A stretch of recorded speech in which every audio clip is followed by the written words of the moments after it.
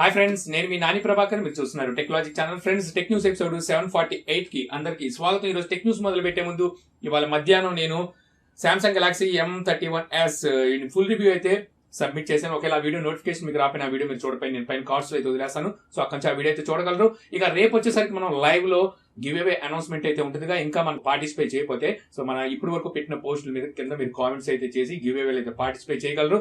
So రేపు evening 5 గంటలకి నేను లైవ్ లోకి వస్తాను. అక్కడ నేను లైవ్ లోనే 2 గివ్ అవేలు అయితే పిక్ చేయడం జరుగుతుంది అనమాట. సో ఈ రోజు టెక్ న్యూస్ లోకి అయితే వెళ్ళిపోతాం. మొదటి న్యూస్ వచ్చేసరికి మనకి సామ్సంగ్ నుంచి. సామ్సంగ్ ఈ నెల 10వ తారీఖున అంటే ఎల్లుండే మండే రోజు అనమాట. మండే రోజు వచ్చేసరికి వీళ్ళు AltZ Life అని చెప్పి ఒక ఫీచర్ అయితే లాంచ్ చేయబోతున్నట్టుగా తెలుస్తుంది అనమాట. ఈ ఫీచర్ కూడా మనకి A51 అలాగే A71 ఈ 2 మొబైల్స్ కి అయితే వీళ్ళు తీసుకురాబోతున్నట్టుగా మనకి సామ్సంగ్ ఇండియా ట్విట్టర్ లో అయితే పోస్ట్ చేసింది. ఇక్కడ వచ్చేసరికి వీళ్ళు privacy is not a problem అని చెప్పేసి టీచ్ చేస్తున్నారు. అంటే ప్రైవసీకి సంబంధించి వీళ్ళు ఒక ఫీచర్ అయితే A51 అండ్ A71 కి తీసుకురాబోతున్నట్టుగా అయితే తెలుస్తుంది. యాక్చువల్లీ ఫీచర్ ఏంటి, ఎలా ఉంటుంది అనేది నాకు ఆల్రెడీ తెలుసు. సో నాకైతే నచ్చింది ఈ ఫీచర్. దీని మీద నేను వచ్చేసరికి డెడికేటెడ్ వీడియో కూడా అయితే రెడీ చేశాను.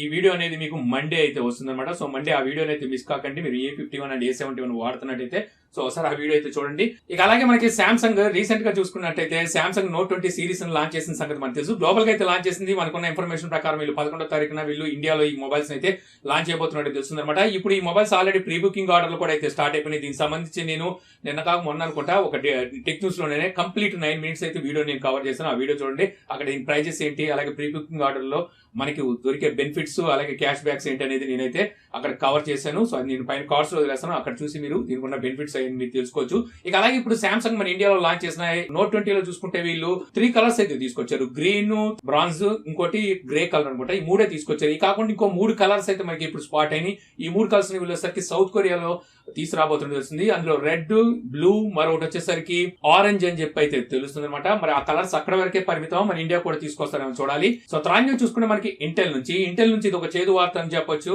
ఇంటెల్ లోని 20 GB కాన్ఫిడెన్షియల్ ఇన్ఫర్మేషన్ లీక్ అయినట్టుగా అయితే తెలుస్తుంది. హ్యాకర్స్ వీళ్ళ డేటాను అయితే దొంగిలించి సో దాన్ని ఆన్లైన్ లో పెట్టేసినట్టుగా అయితే తెలుస్తుంది. సో ఈ డేటాలో చూస్తే ఇంటర్నల్ డాక్యుమెంట్స్ అయితే వీళ్ళు పెట్టారు. అందులో వచ్చేసరికి కాన్ఫిడెన్షియల్ అలాగే రిస్ట్రిక్టెడ్ సెక్యూరిటీ బయోస్ కోడ్ ఉన్నట్టుగా అయితే తెలుస్తుంది. సో ఇది చాలా పెద్ద బ్లీచ్ అని చెప్పుకోవచ్చు. 20 GB డేటా అంటే ఇది చాలా పెద్ద ఇన్ఫర్మేషన్ అయితే లీక్ అయినట్టు తెలుస్తుంది. మరి దీనికి ఇప్పుడు ఇంటెల్ ఏం చేస్తుందో చూడాలి. సో తర్వాత చూసుకుంటే మనకి రియల్మీ నుంచి. రియల్మీ ఆల్రెడీ మనకి C సిరీస్ లో చూస్తే C11 ఇండియాలో లాంచ్ చేసేసింది. C15 అతి త్వరలో తీసుకురాబోతుందని చెప్పేసి ఇంతకుముందు మనం టెక్ న్యూస్ లో మాట్లాడుకున్నాం కదా.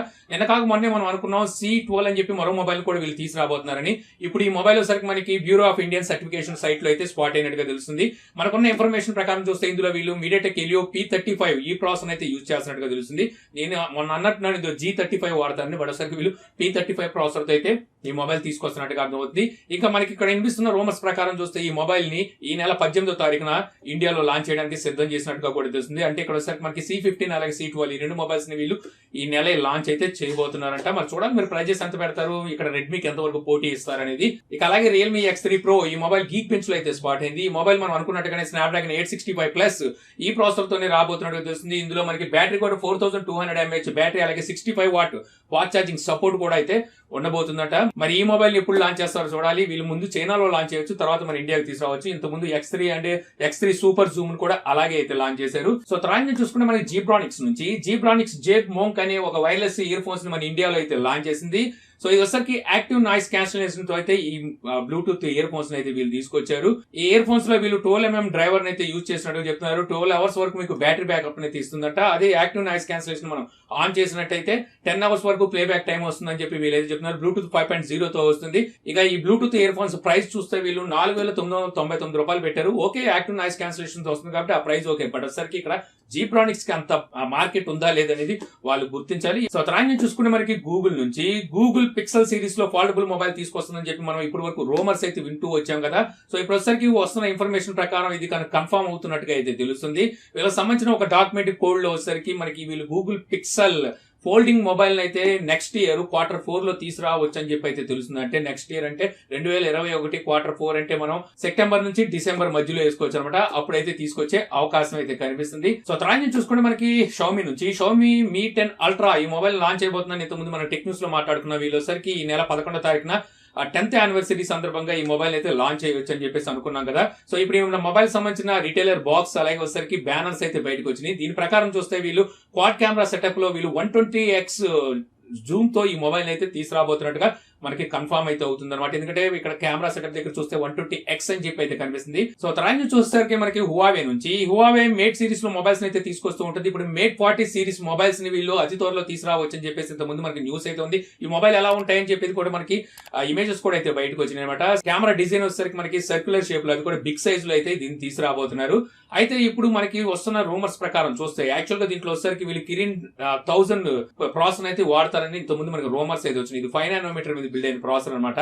అయితే ఇప్పుడు ఏదైతే సప్లై ఇష్యూ ఉండడం వల్ల ఇందులో వచ్చేసరికి లాస్ట్ టైం వీళ్ళు తీసుకొచ్చిన ప్రాసెసర్ నే ఇప్పుడు వీళ్ళు తీసుకొచ్చే మేట్ 40 సిరీస్ లో కూడా యూజ్ చేయొచ్చు అని చెప్పి అయితే ఇక్కడ మనకి సమాచారం అయితే ఉంది. దీనికి రీజన్ వచ్చేసరికి ఇంకోటి మనకి యుఎస్ అయితే బ్యాన్ విధించింది వీళ్ళ మీద. టీఎస్ఎంసీ అయితే చిప్ అయితే మ్యానుఫ్యాక్చరింగ్ చేసి సప్లై చేస్తూ ఉంటుంది.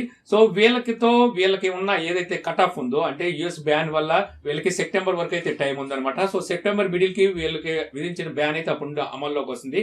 అప్పటికల్లా వీళ్ళు చిప్స్ ఉన్నాయో వీటిని అయితే సప్లై కూడా చేయలేరు. ఆల్రెడీ మనకి ఈ కోవిడ్-19 వల్ల వీళ్ళకి చాలా వర్క్ కూడా పెరిగిపోయింది. వీళ్ళు ఇంకా చాలా మందికి అయితే చిప్స్ ని సప్లై చేస్తుంటారు. సో అందువల్ల ఈసారి వీళ్ళు తీసుకొచ్చే మేట్ 40 లో మనం ఈ కిరిన్ 1000 ని చూడకపోవచ్చు అని చెప్పి అయితే ఇక్కడ సమాచారం ఉంది. సో తర్వాత చూసుకుంటే మనకి సెక్యూరిటీ రీసెర్చ్ ఇచ్చిన రిపోర్ట్ ప్రకారం ఆండ్రాయిడ్ మొబైల్స్ ఏవైతే ఉన్నాయో అందులోనూ క్వాల్కామ్ డిఎస్పీ అంటే డిజిటల్ సిగ్నల్ ప్రాసెసర్ యూజ్ చేసిన ఆండ్రాయిడ్ మొబైల్స్ లో 400 వరకు వల్నరబిలిటీస్ ఉన్నట్టుగా సెక్యూరిటీ రీసెర్చర్స్ అయితే చెప్తున్నారు. సో ఈ వల్నరబిలిటీ వల్ల ఏమవుతుందంటే హ్యాకర్స్ మన సెన్సిటివ్ డేటా ఉంటుందో దీన్ని ఈజీగా యాక్సెస్ చేయగలరు, రిమోట్లీ అటాక్ చేయగలరు, మనకి ఏమీ తెలియకుండానే మన డేటాను అయితే వీళ్ళు దొంగిలించగలరు అన్నట్టుగా అయితే వస్తుంది. మాల్వేర్ అటాక్ అయితే ఇది అలౌ చేస్తుందని చెప్పేసి అయితే చెప్తున్నారు అనమాట.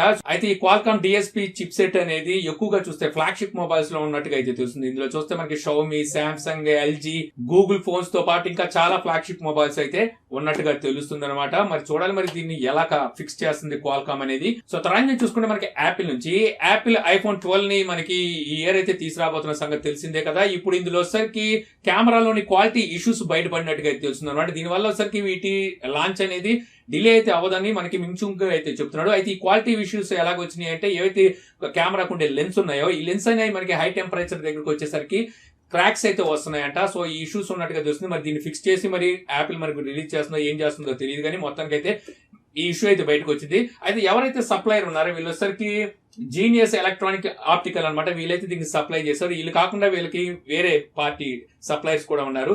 ఇప్పుడు యాపిల్ వచ్చరికి వాళ్ళతో మాట్లాడుతున్నట్టుగా అయితే తెలుస్తుంది వీటికి లెన్స్ కోసం. సో తర్వాత చూసుకుంటే మనకి క్లౌడ్ గేమ్ సర్వీస్ కి సంబంధించింది అనమాట. మనకి గూగుల్ స్టడియా అలాగే మనకి మైక్రోసాఫ్ట్ చూసుకుంటే ఎక్స్ క్లౌడ్ అని చెప్పి క్లౌడ్ గేమ్ సర్వీస్ అయితే అనౌన్స్ చేసిన సంగతి తెలుసు కదా. వీటిని వచ్చరికి మనం ఎటువంటి కాన్సోల్ సపోర్ట్ లేకుండానే మనం X box kind of graphics games ని అలాగే PS4 గ్రాఫిక్స్ గేమ్స్ ని మీరు ఎనీ డివైస్ అంటే మీకు స్మార్ట్ డివైస్ ఏదన్నా దానికి డిస్ప్లే ఉంటే ఇంటర్నెట్ కనెక్ట్ చేసుకొని మీరైతే ఆడొచ్చు అనమాట.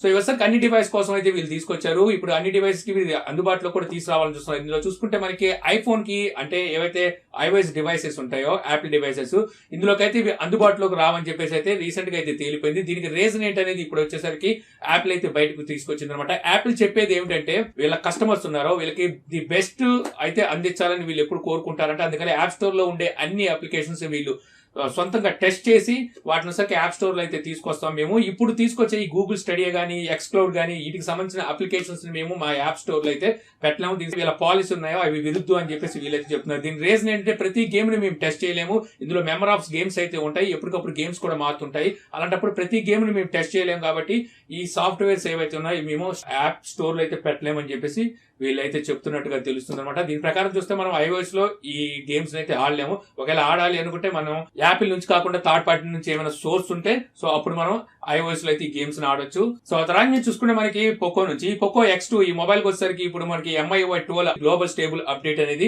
రోల్ అవుట్ అవుతున్నట్టుగా తెలుస్తుంది అనమాట. మీరు ఎవరైనా X2 వాడుతుంటే చెక్ చేసుకోండి. చాలా మందికి అప్డేట్ వచ్చినట్టుగా స్క్రీన్ షాట్స్ తీసి ట్విట్టర్ లో అయితే పోస్ట్ చేస్తున్నారు. ఇక ఫైనల్ నుంచి చూసుకుంటే మనకి టిక్ టాక్ అండ్ వీచాట్ అనమాట. సో ఈ రెండింటిని యూఎస్ వచ్చేసరికి బ్యాన్ చేసిన సంగతి మనకు తెలుసు, అంటే అనౌన్స్ చేసిన సంగతి తెలుసు కదా. ఇప్పుడు వచ్చేసరికి యుఎస్ లోని చైనాతో సంబంధం ఉన్న వ్యక్తులు ఉంటారో అంటే వీళ్ళ రిలేటివ్స్ చైనాలో ఉండొచ్చు, లేకపోతే వీళ్ళ వ్యాపార సంస్థలు చైనాలో ఉండొచ్చు, లేకపోతే ఫ్రెండ్స్ చైనాలో ఉండొచ్చు. వీళ్ళు వచ్చేసరికి ఓన్లీ వీచాట్ తోనే వాళ్ళతో అయితే చాట్ చేసుకోగలరు. ఎందుకంటే చైనాలో చూసుకుంటే వాట్సాప్, అలాగే ఫేస్బుక్ మెసెంజర్, టెలిగ్రామ్ ఇలాంటివి అయితే అక్కడ రన్ అక్కడ ఆల్రెడీ వాటిని అయితే వాళ్ళు అక్కడ బ్లాక్ లో అయితే పెడతారు. అందువల్ల ఏ కంట్రీలో ఉన్న వాళ్ళైనా చైనా వాళ్ళతో చాట్ చేయాలంటే సో ఇప్పుడు ఈ వీచాట్ అయితే గత అవుతుంది కదా, ఇప్పుడు వచ్చేసరికి వీళ్ళందరూ సంక్షోభంలో పడినట్టుగా తెలుస్తుంది అనమాట. యుఎస్ సిటిజన్స్ వచ్చేసరికి సో ఇప్పుడు వాళ్ళ అంటే వాళ్ళ ఫ్రెండ్స్ తో, వాళ్ళ ఫ్యామిలీ మెంబర్స్ తో, వాళ్ళ బిజినెస్ డెలిగేటర్స్ ఎవరైతే ఉంటారో సో వాళ్ళతో ఎలాగా మేము సత్సంబంధాలు కొనసాగించాలని వీళ్ళందరూ సో అయోమయంలో పడినట్టుకైతే ఇక్కడ సమాచారం అవుతుంది. ఏదేమైనప్పటికీ వాళ్ళు చైనాలో అయితే ఇవన్నీ బ్యాన్ చేసి కూర్చుంటారంట. వాళ్ళ పిచ్చి యాప్స్ వచ్చేసరికి వీళ్ళు వాడి వాళ్ళతో అయితే సత్సంబంధాలు కొనసాగించాలంట. ఇది పెద్ద రాంగ్. వీలైనంత వరకు చైనాకి సంబంధించిన ఇలాంటి యాప్స్ అన్నింటిని బ్యాన్ చేయడమే కరెక్ట్ నా ఉద్దేశంలో. ఎలాగో మొబైల్స్ అయితే బ్యాన్ చేయలేదు, వాటికి ఆల్టర్నేటివ్ పెద్దగా లేదు. సో కాకపోతే ఏదైతే అప్లికేషన్స్ ఉన్నాయో వీటిని అయితే బ్యాన్ చేస్తాయి. సో ఆల్టర్నేటివ్ అయితే బోల్డ్ అని దొరుకుతాయి మనకి కావాలంటే. సో ఇంతే ఫ్రెండ్స్, నాకు ఈ రోజు ఇంట్రెస్టింగ్ అనిపించిన టెక్ న్యూస్ వీడియో మీకు నచ్చింది అనుకుంటున్నాను. వీడియో కనుక మీకు నచ్చితే లైక్ చేసి షేర్ చేయగలరు. అలా యూట్యూబ్ లో మా ఛానల్ ని సబ్స్క్రైబ్ చేయకపోతే కింద మన ఛానల్ ఐకాన్ ఉంటుంది, సో దాన్ని క్లిక్ చేసి సబ్స్క్రైబ్ చేయగలరు. అలా మీ సలహా సందేహాలు ఉంటే కింద కామెంట్ బాక్స్ లో ఇవ్వగలరు. Thank you for watching. జై హింద్.